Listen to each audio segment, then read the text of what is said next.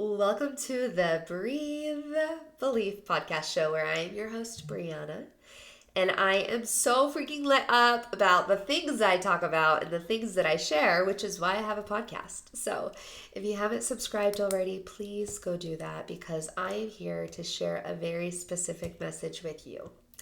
Now, for those that don't know, I teach human design and gene keys, and I am an expert in translation with very complex concepts. So, one of my unique gifts is the ability to derive all of the complexity in your mind and get to the core. Get to the core of what actually is a conceived problem, or get to the root of what you may not be seeing. And to do it so fast and to do it so easy, right? Healing gets to be fun and light and playful. And we get to a point eventually where we realize I don't even need to focus on healing. I just need to shift my focus from feeling like I'm broken to realizing I'm whole. Because when I focus on how whole I already am, then I just create the things that I love. So most people, they may not consciously think through this process, but they think I need to heal because then once I heal, then I will have fill in the blank, the ability to, follow my heart's desires, or the ability to create the life I love, or the confidence or the belief in myself. So there is a part of healing that is required. I'm not saying jump over that, but I am saying you will get to a point where you acknowledge what your shadows are, you acknowledge what your fears are, you acknowledge the path that you've walked in the past, but eventually you stop looking backwards in order to go forwards. So you're like driving this amazing vehicle and you're like, oh, I actually get farther when I just keep my eyes on the road of where I want to go. Because every time I look backwards, I have a potential to crash and not even realize why I'm just smacked into someone, right? So that crash happens because if we look far enough back too long, then we've lost sight of where we desire to go. And even deeper than that, the only place you really want to be is right here, right now. But there's been so many lies that don't allow you to actually see that, nor actually live it, right? So I'm Brianna.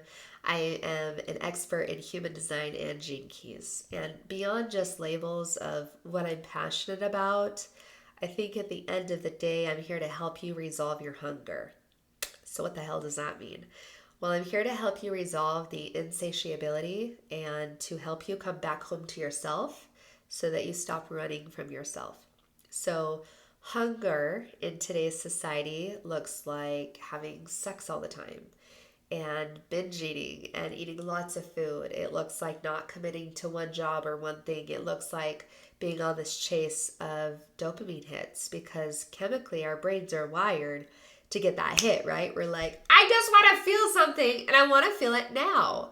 So not are we only a hungry species in humanity, but we're also very impatient. So our whole script in humanity goes like this. Are you ready for my one-liner? You ready to see my philosophy and simplicity?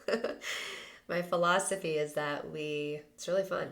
We are hungry and we're impatient. So that one-liner looks like, I want it and I want it now. And then someone says, awesome, what do you want? And you're like, anything, anything. You can't even answer the question. Have you ever been so starved? Like, I'm talking so freaking hungry. You had a full day at work, you had a busy day, and you're so hungry and you're so starved and you don't know what for. So when someone's like, dude, what do you want to have for dinner? You're like, I'm beyond the ability to even think. And hell, I don't even care what the hell it is. I just want to put something in my mouth right now. So do you see how hunger and impatience actually goes together? So my belief, and through the work of Richard Rudd, is that we get hungry for this insatiability because we are looking for that chemical of serotonin. So if you don't know what serotonin is that happy chemical. It's like when you're holding a puppy and it brings you so much joy, or you are holding a baby and you feel like so connected to life. That serotonin, that dopamine hit that keeps you connected and happy and all of the feel good yummy stuff, you're hungry for that feeling. And so hunger is like you're going out into the world and you're looking for it, and you're just consuming based on what can give you the next hit, right? It's like, oh my gosh, this guy texted me and now I want to sleep with him, and then I felt so good. And then after, here's what's crazy, after you fed yourself and you filled yourself up through an experience, you'll realize that the very next day when there's nothing happening, you're like, I feel really low, but yesterday I felt so high. So when people say they want to get out of the highs and the lows, no one's explaining this process. Like, what the hell are the highs? It's not just emotional. It's actually chemical. It's a brain's desire, a brain's need for this serotonin. Now, controversial to what other people believe, Gene Keys in the book, Richard Rudd states that serotonin is not just something that we want to have an experience with, but it's something that our brain actually wants to level out and experience all of the time. So in other words, we have this imbalance, and so we don't know what to do with it. We just know that it's a genetic need. And I want to say that again. It is a genetic need. So you're not talking about just someone who wants to go out and have a good time for the sake of a good time. This is like an actual need. So back to hunger. When you don't eat for X amount of days, you have a genetic hunger, physical hunger, like your belly starts to growl, you get a little pissy, or maybe a lot if you're like me, super hangry. So when you have this problem, it is a problem at the beginning, because most times people don't even know it's a problem. They just know that they wake up and they look for the next thrill, because that brain is like, I want a thrill. I mean, we see it all the time. TikTok has got this down. It's like you go, and your brain is like, I like this feed, I like this, I like this, I like this, I like this. And then as soon as you're not stimulated, your brain goes into like this null state. And I believe people label it as depression, or feeling like they just don't have energy, or feeling like they just feel really numb is a great word, but it's even more than that. It's such a collapse of vitality inside the body that it just shuts you down. And unless anything external is happening, then you're like, dude, what's the point of life? Have you ever asked the question, like, why get out of bed? Like, why keep going? Like, what is the point? It actually feels like defeat, right? Right. So we're unpacking a lot. So why am I bringing up hunger? Why am I bringing up serotonin? Why am I bringing up impatience, right? So imagine this hungry belly, this hungry human who wants to eat and wants to do it now, right? Who wants that high so freaking bad. And then you pair that with impatience. Guys, that's like a chemical cocktail ready to explode. Impatience does not give a damn to wait. Impatience is not asking, is this the best decision? Right? Like, when you're impatient, do you give a shit if it's like the most toxic, greasy freaking piece of pizza versus an apple? No, because impatience doesn't allow you to sit and pause and think. Impatience is like, dude, if I even have to wait a second, I'm going to snap, right? So I want you to know, we're not talking to the part of you that's like meditating and calm. We're talking to the nervous system who is like, I don't give two shits what you say. I'm going to get what I want, and I'm going to get it right now. Here's the irony. Most people live their lives this way, with the genetic makeup of hunger. Feed me, give me something, make me feel alive, make me feel something, give me happy feelings. I just want to be happy all the time. Paired with impatience, which is like, dude, not only do I need to be happy all the time, but I need to feel that right now. So I will do sex, I will do drugs, I will do food, I will do shopping, I will do whatever behavior. And it's crazy when you don't understand that this is like a really big storyline for most of humanity. I don't care if you're in the Western world or if you're across the globe, right? Like, I have been across the globe in Bali, Indonesia, and Costa Rica, and I live here in Utah. And here's the crazy thing. It doesn't matter who you are. Gene keys, the reason I'm so passionate about it is because they are genetic makeups within all of us. So yes, we are complex, and yes, we come from many backgrounds and cultures and beliefs and ideas and opinions and preferences and needs and wants and desires. There are so many layers to us, but at the end of the day, if you're a human, you can relate to this. Like, it is the most relatable thing on the planet. And when you start to understand it, you're like, wow, not only am I free once I understand what's happening underneath the surface, but now I know what to do about it. So that's why I'm showing up here today, to help you resolve your hunger, because it's not an outside game. But the human doesn't understand unless they are sitting here watching things like this on YouTube, or listening through a podcast like right now, or, taking time out of their day to understand their behavior. They don't have the luxury of understanding, right? Because they're in the impatience. It's like, time's moving fast. We don't think, we just do, we just go. What's the next hit? Let's move on. Holy shit, that didn't work out so well. We're living in an unconscious state of behavior. So the way to feel this, the way to fix this, the way to overcome this, it's going to sound crazy. And that seems to be the word in this video, crazy. Crazy. The way to overcome this hunger, this insatiability, is to give as much love, as much unconditional love in every area of your life as you possibly can. And I'm going to explain why, because it's not like I just made up those words and it sounded beautiful, right? It's legit, because when you give unconditional love without expectations or without any weird strings attached or without any agenda, it actually gives you and dumps all of that serotonin into your system. So the thing that you thought you had to get out there actually starts to level, right? Like I said, serotonin in our body, when we're healthily balanced chemically, it's designed to be leveled. It's not designed to be high, low, high, low, high, low, high, low. We create that through the drama of our own lives. Like, we are in control. We just have to know what's unconsciously happening. So when you choose to give love freely, you don't just live in a state of love, but you start to get that feedback loop that shows you not only are miracles possible, but your hunger then turns into adventure, because your heart is so free to give, and it continues to give, and it continues to give, where hunger, I want you to really get this, hunger is what's taking. You're taking from someone, you're taking from something, or an experience, right? The opposite of taking from something to resolve a hunger is the free giving of unconditional love. And when your heart is allowed to give without thought, it's amazing, because then you take the adventure of the heart. And when the heart is the center of your focus every day versus how can I get my fix and get it now, like a freaking crackhead, right? And I don't mean that in a rude way, but I mean it's real. It's happening, right? So when you realize that you can freely give just by choice, by intention, your love, that serotonin, is going to dump into your body and keep you leveled. And not only does it keep you leveled, but like I said, you shift from hunger, like, oh, my belly hurts, and nothing ever satiates it. Like, no person, I'm going to say this right now, no person, no place, no thing is ever going to feel you. And I'm just going to say it bluntly, ever, like ever. I don't care how amazing the results seem. I don't care how good the high felt. If there's a high, there's a low. So we need to get really good at coming back into center. And the way to do that is through love.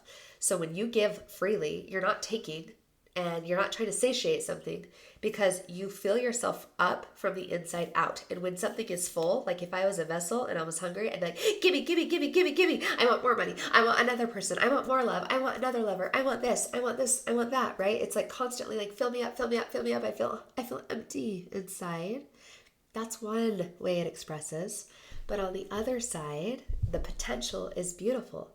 If I am a vessel, an empty cup, and I choose to fill my love from the inside out, then naturally I'm going to just fill myself to the brim, right? To the brim, full capacity, so much so that my love actually overspilleth. And so then it's going to come in and out and actually overflood, overpour, pick your word. The idea is that it's going to spill over into every area of your life. So if you're not asking how, then you should probably be asking, okay, Brie, I get it. Like, I understand what hunger is. How do I resolve it? You're not going to like the answer. And here's why, because your brain is really addicted to the chase right now. And I get it. By the way, I don't speak about anything that I have not had to overcome and continue to do myself. Every single day of my entire existence, I get to choose to fill my cup up from the inside out. I have gene key 35. And if you're wondering what that is, we'll talk about it. But gene key number 35, if you have it in your charts, you'll notice that gene key 35 is the insatiable hunger. And in corporate, I would always hear my bosses say, like, Brie, are you ever going to be satisfied? Or from my husbands, right? I've been in a couple of marriages, and they would say, am I ever going to be enough for you? Like, that was what they were sensing from a very hungry person. I actually was doing some work with a life coach, and when she had met me without knowing what she knows about me, she says, there's a visual that I see. The visual is that you're a tiger. You're a hungry tiger. You are in a cage. You're a caged tiger in a little tiny cage. and you're just pacing back and forth and you're just waiting, not only to get the hell out of the cage, but you are hungry. Like, it is aggressive, and it is like, you know what I'm saying? It's that, it's that hunger that goes from hunger to like freaking rage. She says, you're a tiger who's just pacing back and forth, waiting to just attack, and you're hungry. And I'm like, yeah, I think I am hungry. And what's funny is at the time I was trying to overcome food. I had done a bikini competition. I had gone through so much of this fitness experts and got my fitness license. And it's hilarious because I am passionate about those things, but it's morphed because I didn't know that the hunger was genetic, right? So at one level, you might be thinking, yeah, like I have an issue with food. No, you don't. You don't have an issue with food. It's just that you never understood your hunger wasn't for food. Your hunger wasn't for the money. Your hunger wasn't for the next dopamine hit or serotonin rush. Your hunger is for love. Like, let that sink in so quickly. Like, let that land. You're hungry for unconditional love.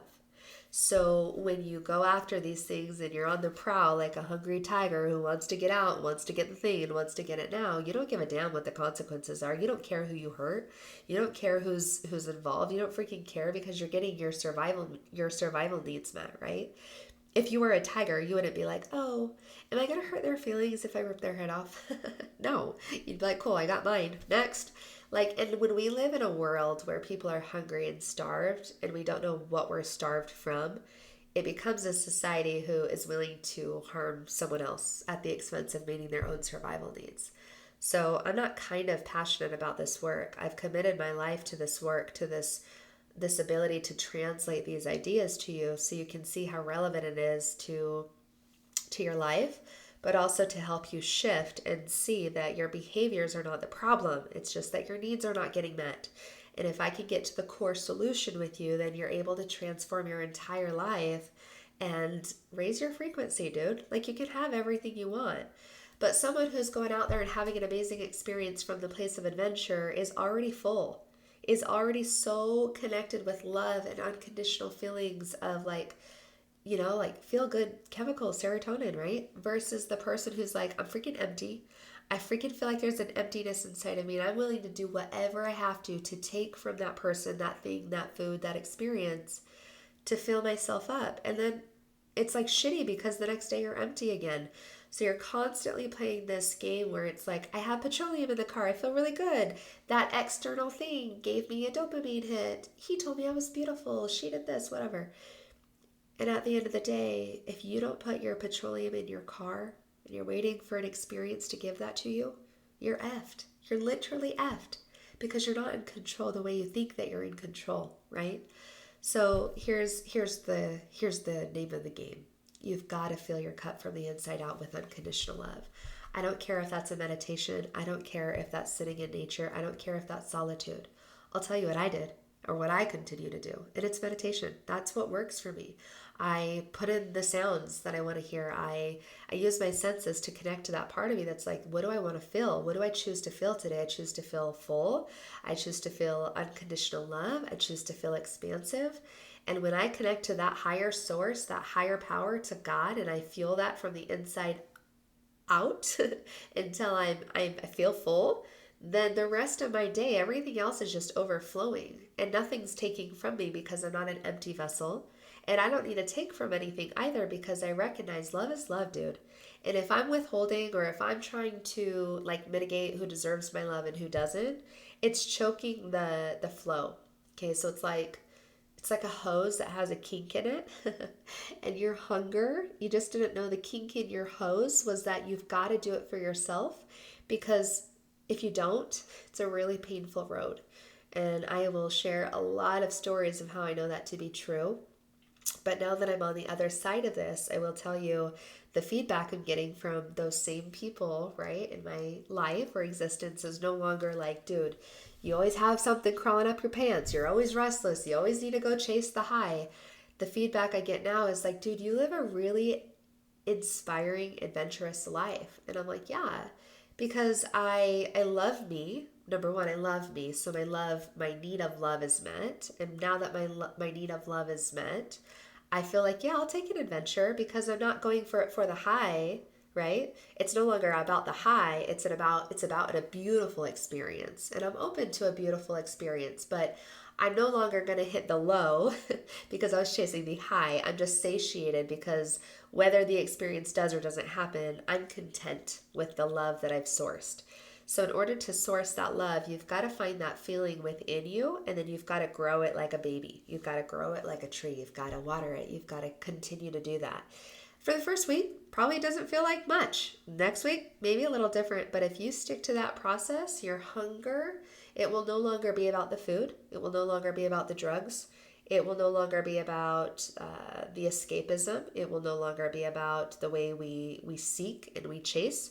It actually switches where now you're like, cool, like I have everything I want, so what do I want to create next? And when you're creating from your heart, dude, your life is an adventure, right?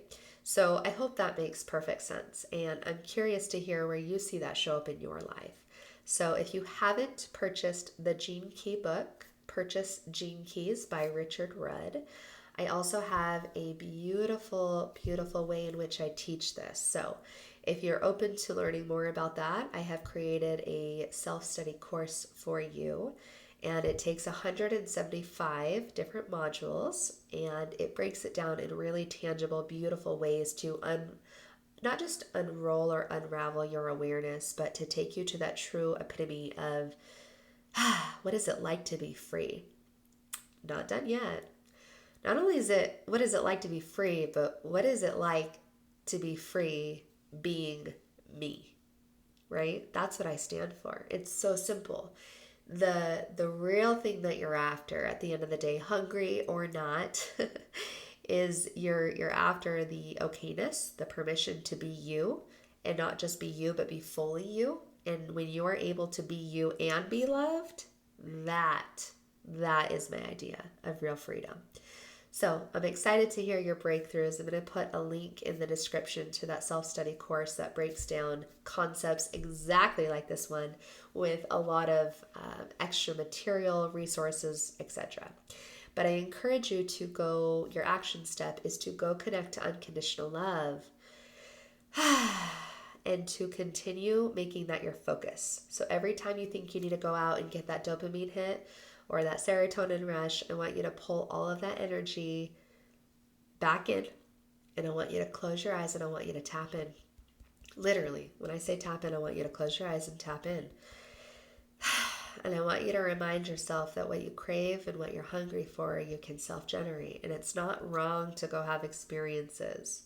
We just got to shift why we're wanting those experiences. So when you do that, it liberates you, right? So I hope you've enjoyed today. I'll catch you on the next video. Until then, I hope you know you are loved.